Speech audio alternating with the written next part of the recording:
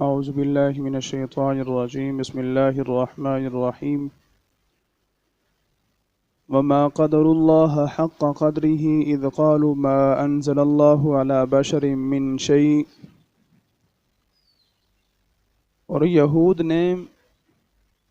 اللہ کی قدر نہ جانی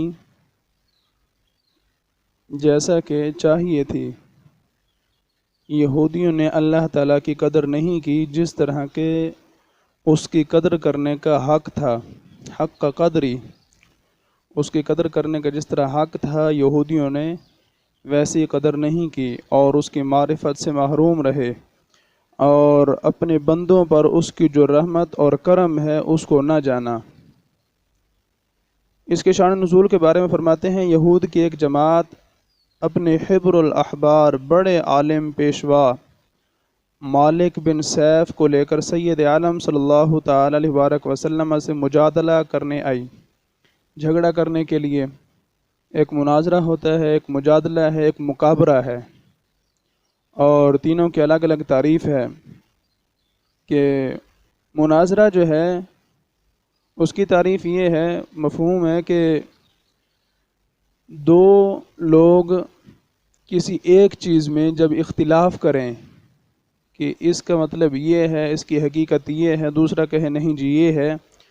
تو ان دونوں کا مل بیٹھ کر دلائل کی روح سے گفتگو کرنا، اور مقصد یہ ہو کہ تاکہ حق واضح ہو، جو صحیح بات ہے وہ سامنے آئے اور اسی کو قبول کر لیا جائے۔ یہ تو ہے مناظرہ۔ نظر سے ہے کہ غور و فکر کرنا کہ آیا میرا جو مطلب مفہوم ہے یہ ٹھیک ہے، یا سامنے والے کی بھی تو سن کر دیکھیں، ممکن ہے کہ اس کی گفتگو جو ہے وہ ٹھیک ہو۔ یہ ہے مناظرہ۔ مجادلہ جو ہے وہ یہ ہے کہ اس میں دو لوگ جن کا کسی ایک چیز میں اختلاف ہوتا ہے وہ اکٹھے ہوتے ہیں اور آپس میں بحث و مباحثہ ہوتا ہے، لیکن اس کا جو مقصد ہوتا ہے وہ حق کو واضح کر کے قبول کرنا نہیں ہوتا، بلکہ اس میں صرف لڑائی جھگڑا تو میں، یہ سارا کچھ جو ہے وہ صرف شور شرابہ ہوتا ہے، اور اس میں حق کو پہچان کر اس کو قبول کرنے کی بات ہی نہیں ہوتی۔ اور مقابرہ یہ ہے کہ کسی ایک چیز میں دو لوگوں کا اختلاف ہو جائے تو وہ دونوں مل بیٹھ کر گفتگو کریں، اور اس میں چیز کی حقیقت کو پہچاننے کا بھی مقصد نہ ہو، اس کے حق کو قبول کرنے کا مقصد بھی نہ ہو، صرف اپنی بڑائی کے جناب میں اس کو بتاتا ہوں کہ یہ میرے مقابلے میں کیسے آیا ہے، اس کو پتہ نہیں ہے کہ میرے پاس بھی علم ہے، معاذ اللہ۔ تو صرف تکبر ہوتا ہے، مقابلہ ہے بھی تکبر سے۔ اس میں صرف ایک دوسرے پر جو ہے وہ بڑائی جو ہے وہ بتائی جاتی ہے، دکھائی جاتی ہے، نہ معرفت سے کوئی تعلق ہوتا ہے، نہ حقیقت سے کوئی تعلق ہوتا ہے، نہ حق کو واضح کرنے کا کوئی مقصد ہے، بس صرف اور اپنی بڑائی کو ظاہر کرنا ہوتا ہے۔ تو یہ تین اقسام ہیں، ان تینوں میں سے دوسری قسم مجادلہ،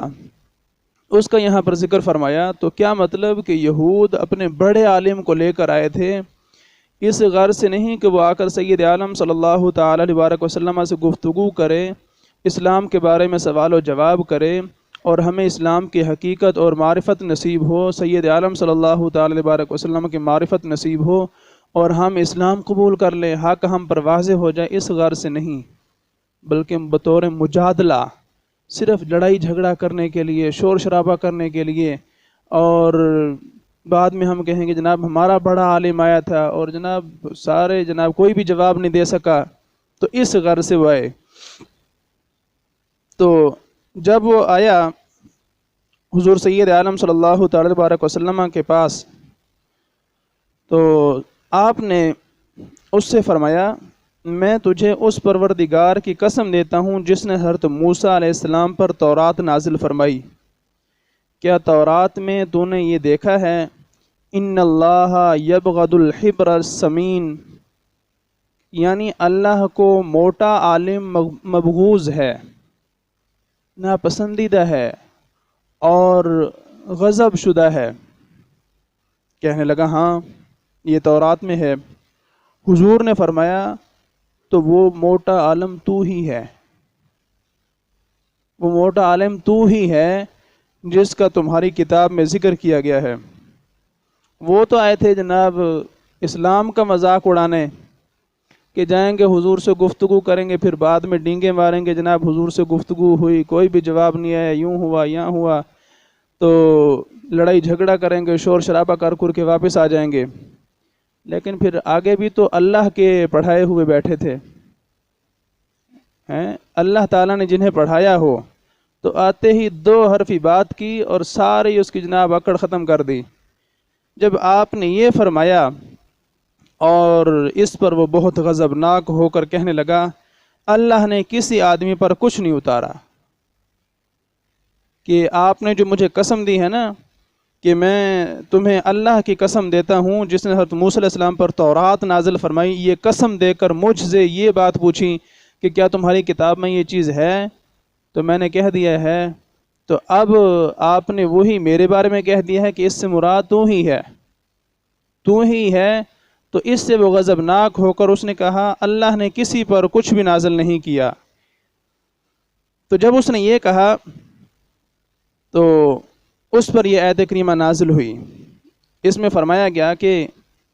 کس نے اتاری وہ کتاب جو موسیٰ علیہ السلام لائے تھے؟ تم جو کہتے ہو اللہ نے کسی پر کچھ نہیں اتارا، تو پھر وہ کتاب کہاں سے آئی تھی جو موسیٰ علیہ السلام لے کر آئے تھے، وہ کس نے نازل کی؟ تو وہ لاجواب ہوا اور یہودی اس سے جو ہے وہ برہم ہوئے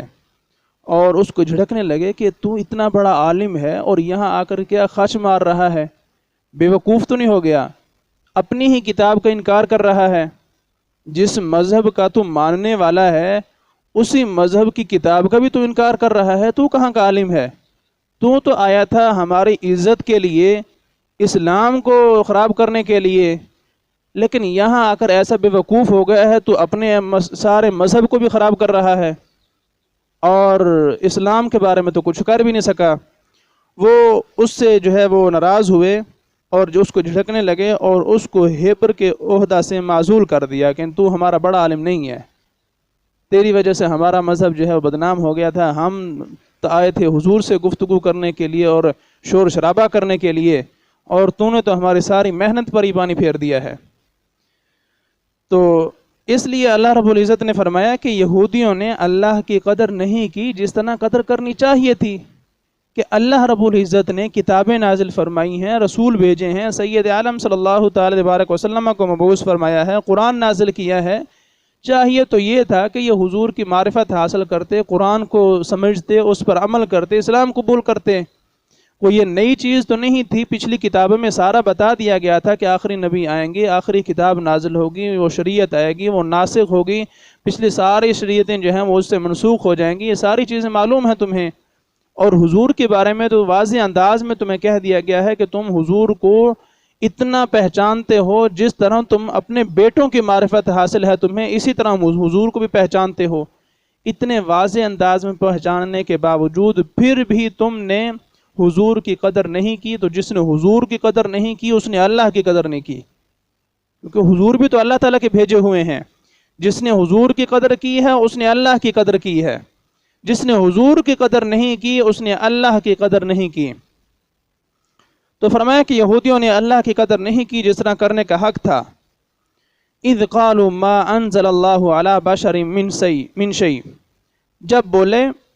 اللہ نے کسی آدمی پر کچھ نہیں اتارا،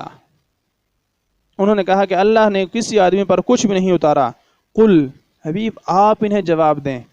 یہ آئے ہیں آپ سے گفتگو کرنے، تو پھر آپ کو تو میں پڑھا رہا ہوں نا، آپ کو تو میں بتا رہا ہوں، تو پھر میرا عطا کردہ جواب آپ انہیں بتائیں۔ قل، آپ بتائیں انہیں، من انزل الکتاب الذی جاء بہ موسیٰ نورا وہدی للناس، آپ فرمائیں کس نے کتاب وہ اتاری جو موسیٰ علیہ السلام لائے تھے؟ وہ کتاب کس نے اتاری ہے؟ تم جو کہتے ہو اللہ نے کسی مرد پر، کسی بشر پر کچھ بھی نہیں اتارا، تو وہ کتاب جو موسیٰ علیہ السلام لے کر آئے تھے وہ کس نے اتاری تھی؟ اور وہ اتنی عظیم الشان کتاب ہے، نورا، جو نورانیت بھری ہے، جو روشنی ہے، وہدی للناس، اور لوگوں کے لیے ہدایت ہے۔ اس سے تمہیں یہ خبر حاصل ہوئی ہے، تمہیں ہدایت حاصل ہوئی ہے کہ اسلام جو مذہب ہے یہ حق ہے، قرآن جو کتاب نازل ہوگی وہ بھی برحق ہے، اور سید عالم صلی اللہ تعالی وبارک وسلم کے معجزات، آپ کی صفات، آپ کی پہچان ساری کی ساری اس کتاب میں موجود ہے، وہ تو لوگوں کے لیے باعث ہدایت ہے۔ تم اس سے ہدایت حاصل کرو اور اسلام قبول کرو، تم قرآن کو اللہ کی کتاب تسلیم کرو اور اسلام کے دامن سے وابستہ ہو جاؤ۔ تجعلونہ قراطیس تبدونہا وتخفون کثیرا، وہ تو لوگوں کے لیے ہدایت تھی، لیکن تم نے اس کا کیا حال کر دیا، جس کے تم نے الگ الگ کاغذ بنا لیے، بالکل اس کو بکھیر دیا، اس کے الگ الگ کاغذ کر لیے۔ تبدونہا، اور ظاہر کرتے ہو ان میں سے بعض کو جس کا اظہار اپنی خواہش کے مطابق سمجھتے ہو، جو حکم اپنی مرضی کے مطابق ہے اس کا اظہار کرتے ہو، اس کو ظاہر کرتے ہو۔ وہ تخفون کثیرا، اور بہت زیادہ چھپا لیتے ہو، بہت زیادہ چھپا لیتے ہو، یعنی جو چیز تمہاری خواہش کے خلاف ہے تم اس کو چھپا لیتے ہو، جیسا کہ تورات میں وہ مضامین ہیں جن میں سید عالم صلی اللہ تعالی وبارک وسلم کی نعت اور آپ کی صفات مذکور ہیں، آپ کی پہچان جو ہے وہ اس میں ذکر کی گئی ہے کہ حضور کی یہ نشانیاں ہوں گی، حضور آخر میں تشریف لائیں گے، وہ آخری نبی ہوں گے، ان پر قرآن نازل ہوگا، ان کا مذہب اسلام ہوگا اور تم اس کو قبول کرنا، لیکن یہ ساری چیزیں تم نے چھپا لیں۔ وَعُلِّمْتُمْ مَا لَمْ تَعْلَمُوا أَنْتُمْ وَلَا آبَاؤُكُمْ، اور تمہیں وہ سکھایا جاتا ہے سید عالم صلی اللہ تعالی علیہ وبارک وسلم کی تعلیم اور قرآن کریم سے، مَا لَمْ تَعْلَمُوا أَنْتُمْ وَلَا آبَاؤُكُمْ، جو نہ تم کو معلوم تھا نہ تمہارے باپ دادا کو معلوم تھا۔ قرآن کے ذریعے ہم تمہیں ایسے ایسے احکام بتا رہے ہیں، وہ تعلیمات تم تک ہم پہنچا رہے ہیں جو نہ تمہیں معلوم تھی نہ تمہارے باپ دادا کو معلوم تھی، ایسی معلومات ہیں قرآن میں۔ اور حبیب آپ انہیں خود ہی ارشاد فرما دیجئے، قُلِ اللَّهُ ثُمَّ ذَرْهُمْ فِي خَوْضِهِمْ يَلْعَبُونَ، آپ انہیں خود ہی فرما دیجئے کہ اللہ، کہ جب وہ اس کا جواب نہ دے سکے کہ وہ کتاب کس نے اتاری، حضرت موسیٰ علیہ السلام جو کتاب لائے ہیں وہ کتاب کس نے اتاری، جب یہ تو جواب نہیں دے سکتے تو آپ خود ہی فرما دیجئے کہ اللہ نے وہ کتاب نازل کی ہے، اللہ نے وہ کتاب نازل کی ہے۔ یہ فرمانے کے بعد ثم ذرہم فی خوضہم یلعبون، پھر انہیں چھوڑ دو ان کی بےہودگی میں کھیلتا ہوا، اب ان کو چھوڑ دو، اب جو ہے ان کے مقدر میں ہدایت نہیں ہے، کیونکہ جب آپ نے حجت قائم کر دی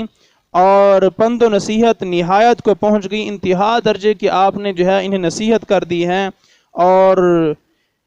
ان کے لیے جائے عذر جو ہے وہ نہ چھوڑی، اس پر بھی وہ باز نہ آئے،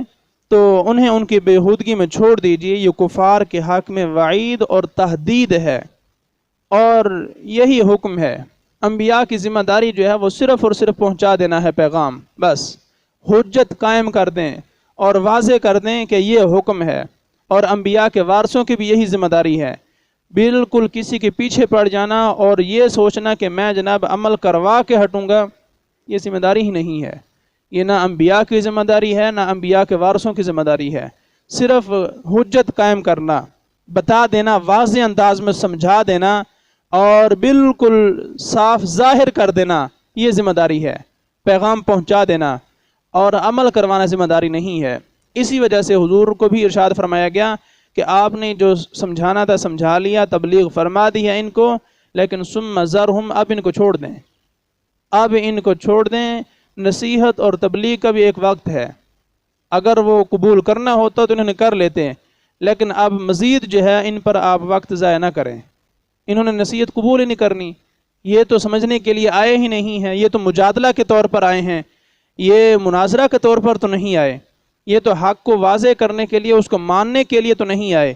یہ تو صرف جنگ و جدال اور جناب لڑائی جھگڑے فتنہ فساد کے لیے آئے ہیں۔ اس وجہ سے آپ نے ان کو لاجواب کر دیا ہے،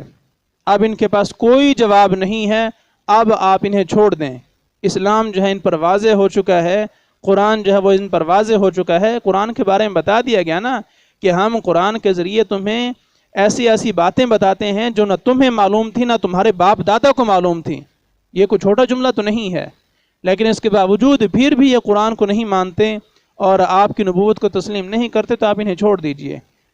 اور ان کے حق میں یہ بہت بڑی وعید ہے۔ انسان کسی کو سیدھے راستے پر بلاتا رہے اور اگر وہ آ جائے تو اس کے لیے اس میں خیر ہے، اور اگر بلانے والا اس کو چھوڑ دے تو وہ یہ نہ سمجھے کہ جناب میری جان چھوٹ گئی میں بچ گیا، نہیں، اس کی جان پھنس گئی ہے۔ ممکن ہے اس کی تبلیغ سے کبھی اثر ہوتا اور وہ واپس پلٹ آتا، لیکن اس نے ہدایت کو قبول نہیں کیا اور اس نے اس پر جو ہے وہ تبلیغ کرنا بند کر دی ہے، تو یہ اس کے لیے ہلاکت ہے کہ اب تو یہ ہدایت حاصل نہیں کریں گے، اب تو یہ اسلام کی طرف نہیں آئیں گے، اب یہ آپ کی نبوت کو تسلیم نہیں کریں گے، اور ان کے لیے یہی بات جو ہے وہ ہلاکت کے لیے کافی ہے۔ تو اس لیے قرآن کریم کی شان کو بھی ہم سمجھیں کہ قرآن میں ہمیں ایسی ایسی چیزیں بتائی گئی ہیں کہ ان کا یہود کا جو سب سے بڑا عالم تھا اس کو لایا گیا، اور اس کو بھی کہا گیا کہ قرآن میں ایسی ایسی چیزیں معلوم ہیں جو نہ تمہیں معلوم ہے تمہارے باپ دادا کو معلوم ہے، قرآن میں ایسا علم ہے۔ تو ہم قرآن کی قدر کریں،